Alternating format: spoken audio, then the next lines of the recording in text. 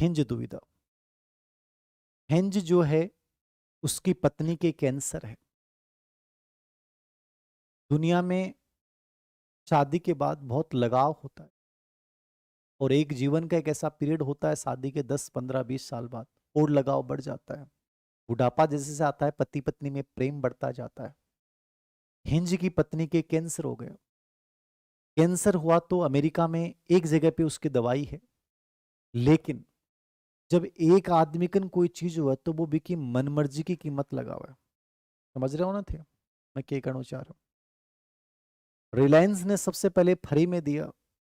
आज रिलायंस अपनी मनमर्जी के लगा रहा है। प्राइवेट कंपनी है, बीएसएनएल गवर्नमेंट कंपनी है बेचारी, वो उसी रेट पे चल रही है।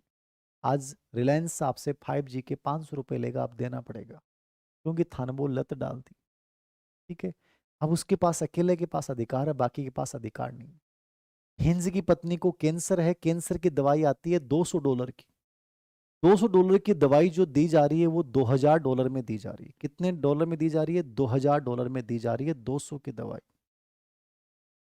हिंज की बड़ी टेंशन हो गई। हिंज दुकान वाले के पास जाता है, भाई साहब, हिंज दुकान वाले के पास जाता है, भाई साहब मेरी पत्नी कैंसर से पीड़ित है, आपसे निवेदन है, हाथ जोड़ के रिक्वेस्ट है, प्लीज ये मेरे पास $400 है, 200 का डबल है, आप मुझे मेरी पत्नी के लिए दवाई दे दो साहब।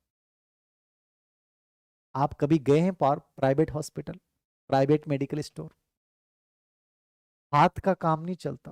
हाथ नहीं, तुम पैर पकड़ लेना, तुम्हारे घर के किसी इंसान की मृत्यु भी हो जाए तो भी ये लोग बॉडी नहीं देते हैं, याद रखना।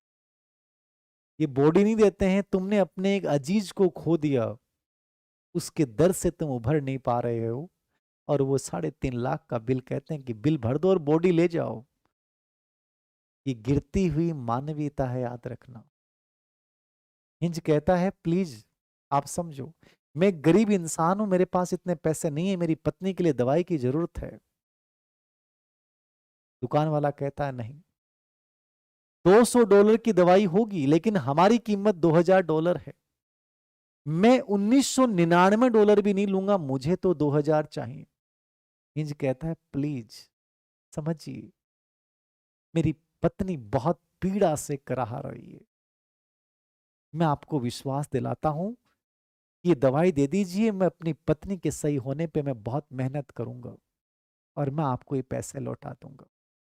दुकान वाला कहता है निकल जा यहां से, $1 कम नहीं करूंगा, 2000 मतलब 2000। मेडिकल वाले नहीं करते हैं, हम कह देते हैं कि नहीं करते हैं साहब ये लोग।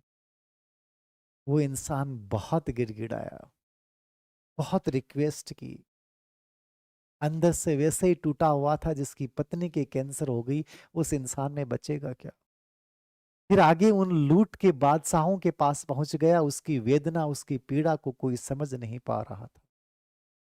वो हिंज घर लौटता है, लोटा लोटा रात को नींद कैसे आए? नींद कहाँ आए जब जिंदगी में जन्म और मरण की बात आ जाए, मृत्यु दिखाई देने लग जाए और उस अजीज की दिखने लग जाए जिसको वो साथ लेके आया था, बुढ़ापे का सहारा था उसका। हिंज बड़ी चिंता में है, घड़ी की सुई घूम रही है, हिंज की चिंता बढ़ती जा रही है, पत्नी की पीड़ा को वो देख नहीं पा रहा है। सोचता सोचता सोचता है क्या करूं, वो दवाई देगा नहीं, मैं एक काम करता हूं, मैं चोरी कर लाता हूं। बस यही दुविधा थी। एक मन कहता है इथिकली कि यार चोरी करना गलत है, लेकिन हिंज हिम्मत करता है, ताला तोड़ के और चोरी करके वो दवाई ले आता है। अब कोहलर बर्ग 10 से 16 वर्ष के बच्चों से लेकर प्रश्नावली करता है, बताओ कि हिंज ने जो चोरी की वो गलत थी कि सही थी? उसकी जो दुविधा थी हिंज की, वो गलत थी कि सही थी? उसने सही किया कि गलत किया? ये तुम्हें समझना था। ये कहानी थी कोहलर